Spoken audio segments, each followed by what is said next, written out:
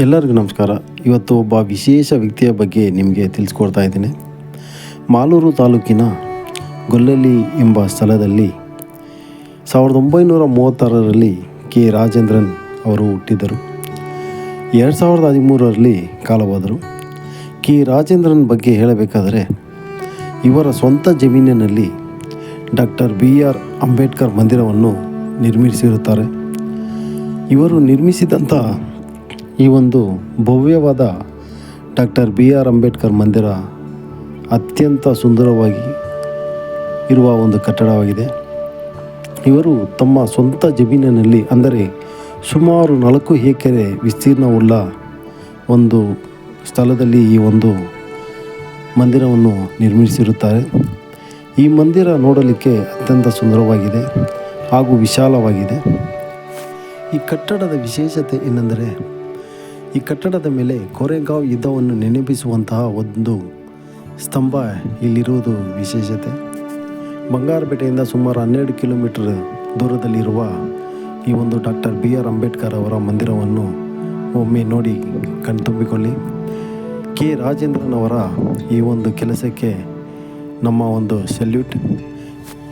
ಯಾರೇ ನೋಡಲಿ ಅಷ್ಟು ಸುಂದರವಾದ ಒಂದು ಕಟ್ಟಡವನ್ನು ಕೆ ರಾಜೇಂದ್ರ ಅವರು ನಿರ್ಮಿಸಿದ್ದಾರೆ. ಇವರು ಡಾಕ್ಟರ್ BR ಅಂಬೇಡ್ಕರ್ ಅವರ ಅಭಿಮಾನಿಯಾಗಿದ್ದಾರೆ. ಅವರಿಗಾಗಿ ತಮ್ಮ ಸ್ವಂತ ಜಮೀನಿನಲ್ಲೇ ಇಷ್ಟೊಂದು ಕೆಲಸ ಮಾಡಿದರೆ ನಾವು ಅದನ್ನು ಗೌರವಿಸಬೇಕು. ಅವರ ಈ ಒಂದು ಕೆಲಸಕ್ಕೆ ನಾವು ಅವರಿಗೆ ನೆನಪಿಸುವಂತಹ ಒಂದು ಕಾರ್ಯ ಮಾಡಬೇಕು.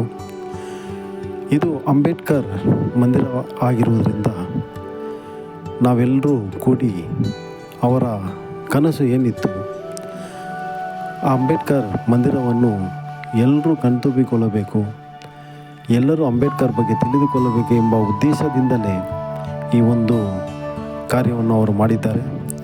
ಅವರನ್ನು, ಅವರ ಈ ಒಂದು ಕಟ್ಟಡದ ಕೆಲಸವನ್ನು ಎಂದೆಂದೂ ನಾವು ಸ್ಮರಿಸೋಣ. ಈಗ ನಾವು ಮಾಲೂರು ತಾಲೂಕು ಗೊಲ್ಲಳ್ಳಿ ಗ್ರಾಮಕ್ಕೆ ಸಮೀಪಗೊಂಡಿರುವ ತೊರ್ಲಕ್ಕಿ ಸಮೀಪದಲ್ಲಿರುವ ಅಂಬೇಡ್ಕರ್ ಮಂದಿರಕ್ಕೆ ಆಗಮಿಸಿದ್ದೇವೆ. ಇದನ್ನು ಕಟ್ಟಿಸಿದವರು ಕೆ ರಾಜೇಂದ್ರನ್ ಅವರು. ಇದಕ್ಕೆ ಅವರ ಸ್ವಂತ ಖರ್ಚಿನಲ್ಲೇ ಇದನ್ನು ನಿರ್ಮಾಣಗೊಳಿಸಿರುತ್ತಾರೆ. ಉತ್ತುಂಗದಲ್ಲಿ ಉರಿಯೋ ಸೂರ್ಯನೇ, ನೀನು ದನಿಯಿರದವರ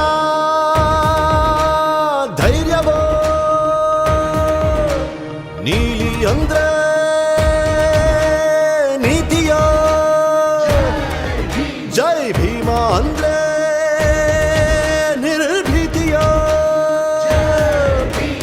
ಕಾನೂನಿನ ಮಾನ ಮುಚ್ಚೋ ಬಟ್ಟೆ ನೀದವ, ಜಾತಿ ಜ್ವಾಲೆ ಆರಿಸಲು ಹಾಲು ಸುರಿದವ, ಮನೆ ಒಡೆಯೋ ಕುತಂತ್ರಿಗಳ ಕಾಲು ಮುರಿದವ, ಗುಳ್ಳಿನರಿಗಳ ಚರ್ಮ ಸುಲಿದವ,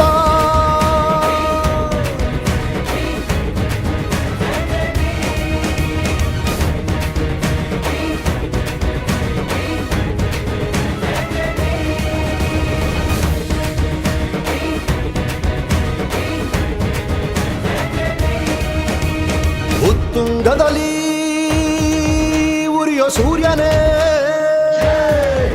ನೀನು ದನಿಯಿರದವರ ಧೈರ್ಯವೋ,